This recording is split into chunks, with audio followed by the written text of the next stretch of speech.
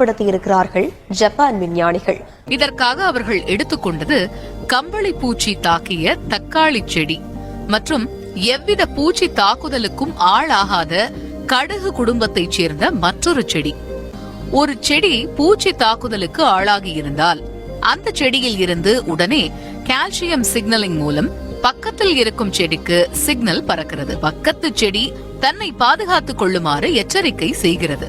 மனிதர்களைப் போலவே இல்லை அதைவிட ஒருபடி அதிகமாகவே அண்டை செடிகளிடம் அன்பு காட்டுகின்றன இந்த செடிகள்.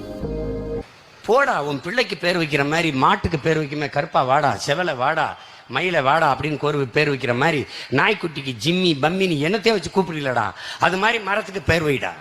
உன் தாத்தா பேரை வைடா, கருப்பையா, செல்லச்சாமி, எதை பேரை வச்சு பேசு, அவனோட பேசு. மரத்துக்கு பேசுனா கேட்குமான்னு? கேட்கும்டா பரதேசி, கேட்கும். ஏய், இதுக்கெல்லாம் உணர்ச்சி இருக்கான்னு நினைக்காத. தொட்டாச்சு நீங்க செடியை போய் பாரு, தொடு சுருங்குது அப்படின்னா உணர்ச்சி இருக்குல்ல?